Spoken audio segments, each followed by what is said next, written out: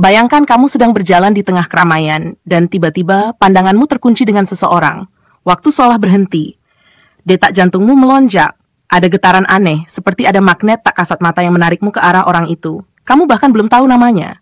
Tapi entah kenapa, kamu merasa seperti sudah jatuh cinta. Apakah itu nyata? Atau hanya tipuan otak? Fenomena cinta pada pandangan pertama bukan sekadar adegan klise dari film romantis. Ini adalah misteri biologis dan psikologis yang telah memikat ilmuwan selama puluhan tahun.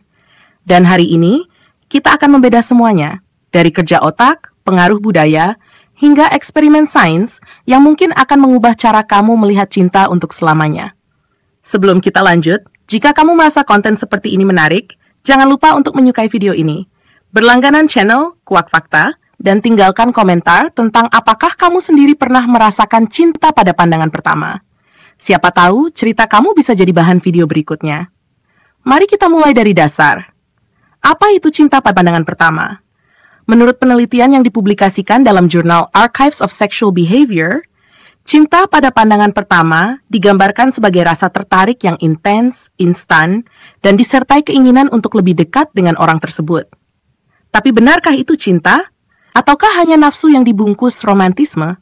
Para peneliti menjelaskan bahwa cinta, secara neurologis, melibatkan serangkaian reaksi kimia kompleks.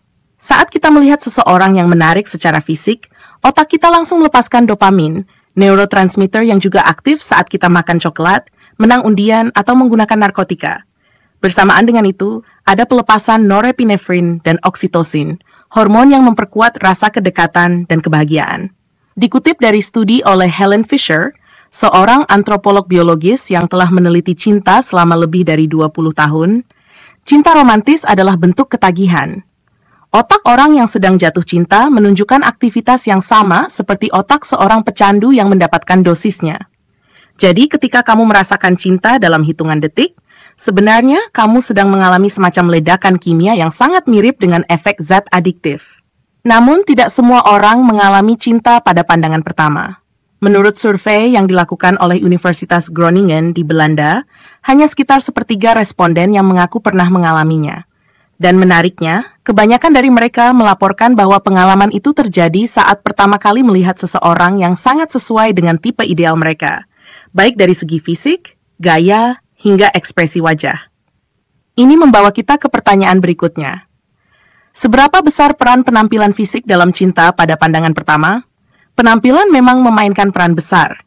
Dalam hitungan milidetik pertama, otak kita memproses informasi tentang wajah, bentuk tubuh, dan bahkan cara berjalan. Wajah yang simetris, misalnya, secara universal dianggap menarik karena diasosiasikan dengan kesehatan genetik. Studi oleh Anthony Little dari University of Stirling menemukan bahwa manusia secara tidak sadar memilih pasangan dengan wajah simetris, karena diasumsikan lebih sehat secara biologis. Tapi bukan hanya simetri. Ada juga preferensi bawah sadar terhadap ciri-ciri wajah tertentu. Sebagai contoh, pria cenderung tertarik pada wanita dengan mata besar, bibir penuh, dan dagu kecil, ciri-ciri yang diasosiasikan dengan tingkat estrogen tinggi.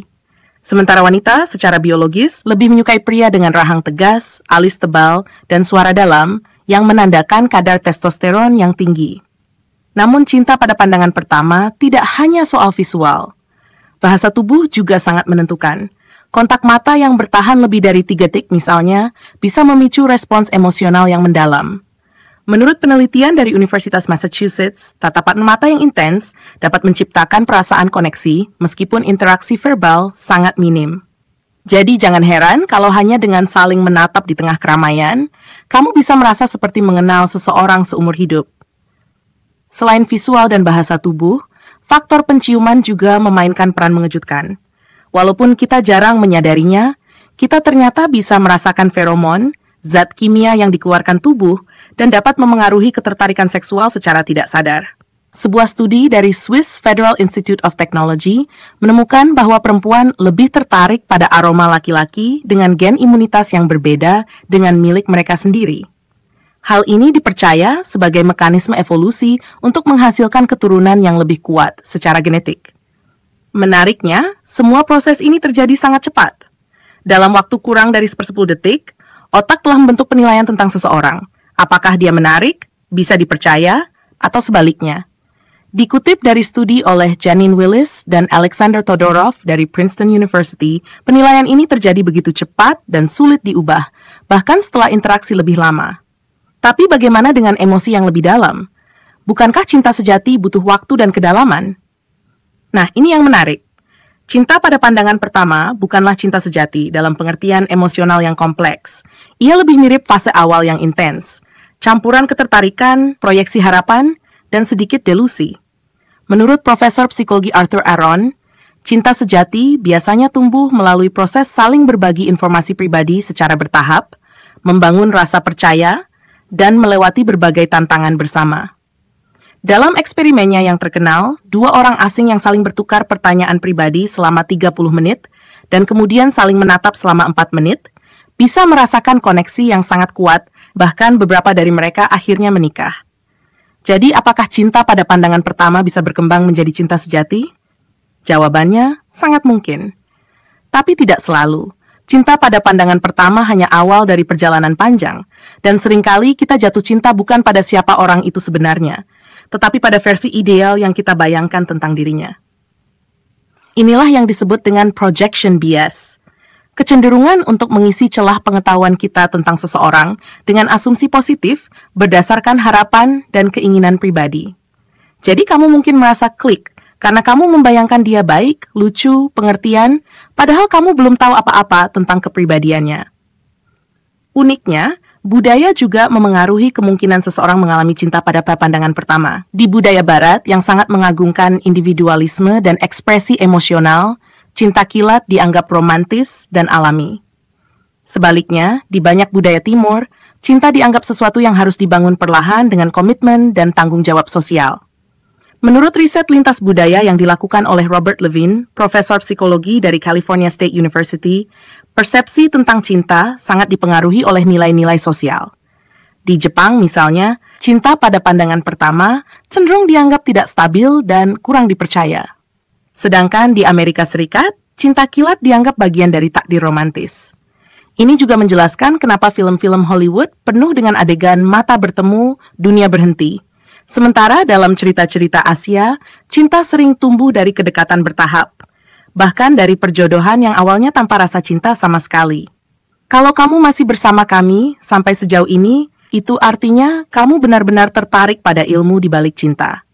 Jangan lupa untuk klik tombol suka, bagikan video ini ke temanmu, dan tinggalkan komentar tentang apakah kamu percaya cinta pada pandangan pertama benar-benar bisa bertahan.